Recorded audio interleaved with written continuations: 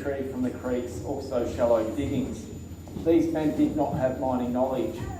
It took approximately 3.5 months for that initial notification to reach all other parts of the world, and then another 3.5 months before we had a huge influx of men coming here. A lot of these men did have mining knowledge, those being the California 49ers, also the Cornish tin miners, who are very famous on our diggings during our time period. These men were digging for something different. They were digging for the deep leads that are beneath Ballarat and the surrounding areas. The deep leads are the ancient creek beds at 130 feet beneath the surface. They contained small pieces of gold, but also much larger gold nuggets. That is our second stage of mining, which is called deep lead alluvial mining. 90% of the world's largest nuggets came from this area during this method, including Ballarat's largest nugget, and that is the Welcome nugget that was found at Bakery Hill in 1858. That took several men quite a bit of time to bring to the surface, because that nugget weighed 68.9 kilograms in total. Very large and very, very heavy nugget. During that type of mining, quartz rock was found to contain gold. Small pieces, but mostly gold powder. And that led to our third and final stage of mining, which is called quartz mining. That is carried out by very large mining companies, requiring a very large labour force, also steam power and machinery, because the quartz rock layers, or reefs as they are referred to, are found 300 feet beneath the surface. Those reefs are as deep as the roof of the floor, as wide as this building, and they ran for miles or kilometres in either direction from any point. There was often more than one layer of quartz, so mining companies are going down to a depth of 1 kilometre beneath the surface. The reefs are then blasted with an explosive called black powder, and the smaller pieces, as you see here, are then brought to the surface. Once at the surface, they are taken to a battery house where massive steam-driven hammers crush that rock into a fine powder like that. That fine powder is then washed across tables to extract the gold from the quartz powder. During that time, those tables contained mercury. Mercury and gold has a natural attraction to one another. So the mercury would extract all of the gold out of that quartz powder, and the rest of the quartz powder is then washed away. The mercury and the gold is then mixed together to form a thick paste called amalgam. And it is the amalgam that is brought to the industrial blacksmith like myself to purify the gold. But before I can purify the gold, I need to remove the mercury. And to do that, I'll use a retort.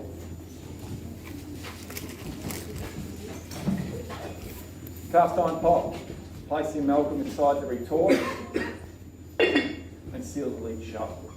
The retort is then placed into a fire or a furnace to boil off the mercury. Mercury boils at 360 degrees Celsius. And the vapours, they simply escape through the end of the tube, don't they? How comfortable are you feeling now, folks? Not very, are you? Because most of you know mercury vapours are extremely poisonous.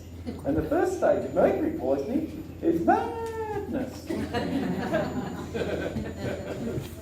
the second stage of mercury poisoning is death, most likely within 2 weeks of the initial poisoning. So to overcome that problem, the end of the tube is simply in a bucket of cold water. So when the mercury vapours come in contact with the cold water, it returns back into its liquid form, and it then falls to the bottom of the bucket. The mercury is then returned to the battery house for reuse. This not only saves the mining company a lot of money, because mercury is not available in Australia. It does have to be imported. It's very expensive to do so. But it also extends the lives of any men using the mercury having that knowledge. Gold is still not pure at that stage. Gold naturally contains copper, silver and iron within it when it does come out of the ground. It is then placed into a crucible like this one. It is made of clay and graphite. It can withstand temperatures of 2000 degrees Celsius. In with the gold, a cleaning agent called Quartz is placed, and that is either potash or borax. The crucible is then placed into a furnace to melt the gold. Gold melts at 1064 degrees Celsius. When we melt the gold, we're also melting the impurities within the gold. And the gold being heavier, it simply goes to the bottom of the crucible, and the impurities being much lighter, they make their way to the top, and they attach themselves to that flux, causing a crust floating on top of the gold. So when the time comes to pour the gold, that crust floating on top of the gold will go to the back of the crucible, it will stick to the crucible, and I'm going to be pouring 99.99% pure gold, or 24 karat gold. And that is the sole purpose of the industrial blacksmith, is to purify the gold for the mining company so they can get the best price for it at sale. So my gold is currently melting my furnace at the moment, folks. It is at this stage that I'll ask you all to remain behind that line I have down there, because I've been told to tell you that you are at a safe distance if I have an accident. My gold will be at 1200 degrees. It will be a liquid molten metal. And if I do have an accident, I will be splashing it away from myself. So I can now allow everybody to know who is in the second and the third row that they are entirely safe if I have an accident, because by the time that 1200 degrees of liquid gold passes through the person in the front row, it will be solid when it comes out the back of that person, and it will then only bounce off those people in the second and the third row. So, racing in and getting a front seat, folks. Wasn't such a good idea after all. Now, if you do wish to take a photograph of that happening, please have your cameras ready, because I'll only have a 16-second window before the gold is done.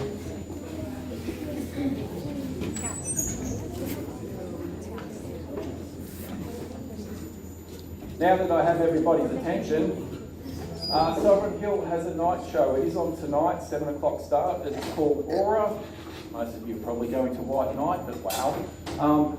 It goes for about an hour and a half. We run you through 3 different theatres, 2 of which are out the back at Sovereign Hill, which you don't get to venture out there through the day. You can book online or see the staff members down at main entrance if you wish to do that tonight. The other reason why we are so rich and famous here within our Golden Triangle is because all of our natural gold comes out of the ground at 92% pure. The welcome nugget that I mentioned earlier, it came out of the ground at 99% pure. Nowhere else on this planet has the purity of gold that we have here within our Golden Triangle.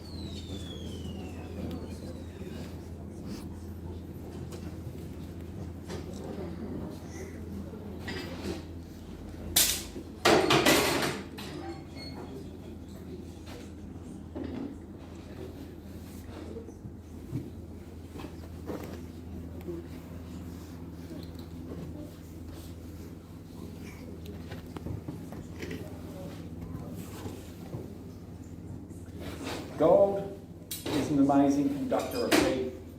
If given a reason, it can lose that heat very quickly. 1200 degrees, as I said, that allows me enough time to carry it over to the table and pour it into the mould in front of you. A lot of that heat is now transferring out through the bottom of the mould into the top of the table.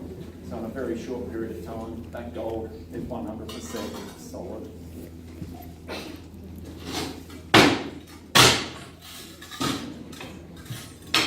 Totally solid. I do like to ask who wants to race over here, grab a piece of gold and take a bit of fill with it. Show you why you can't do that, because at 900 degrees it instantly ignites a piece of timber on contact. It's not going to happen. That gold is now going to take 2.5 hours to cool naturally just sitting there. I know I love gold that much. I've got 2.5 hours to stand here and watch that happen.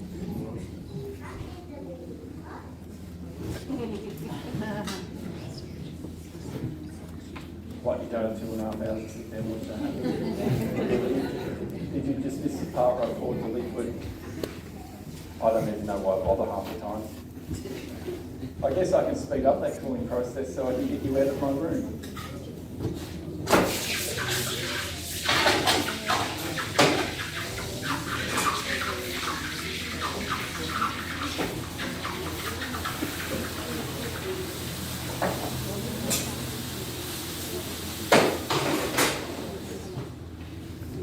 As I said, gold is an amazing conductor of heat. If given a reason, it can lose that heat super fast. 900 degrees going into that trough of water. Please raise your hand if you think that water is now hot. Please raise your hand if you think the water is not hot.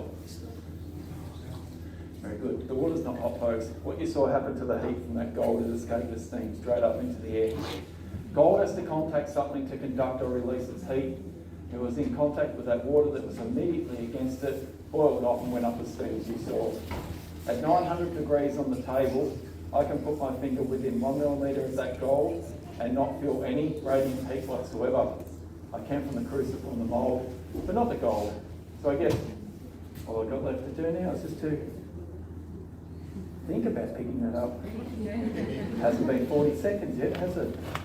So what do you care? You've paid money for entertainment on coming to Southern Hill, haven't you? And you just want to see this very, very handsome, very, very, very intelligent industrial blacksmith burn his fingers for entertainment, don't you? Are you shaking your head in a no? You can say that out loud if you want to say no. Oh, there you go, I've got 2. Wow. The rest of you, a horrible bunch of people you are.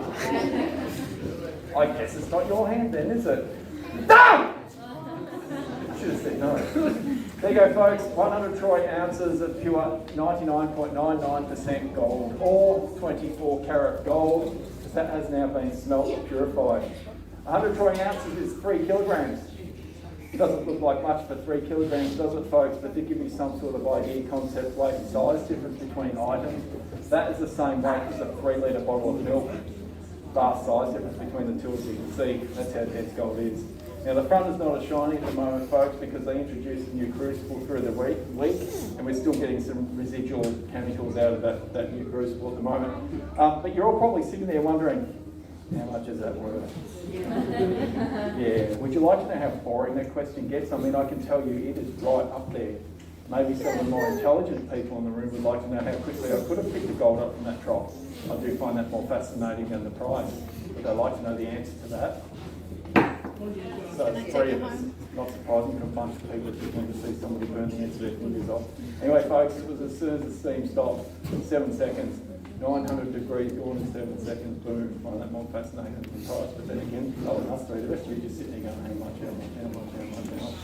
So what we are currently looking at is around about 350,000 Australian dollars for what is sitting in my hand. It has sat pretty steady. It jumped up last week, but it has come back down to 350,000, which is a good thing, because the only reason why gold does climb in price is because of the bad things that do happen in the world.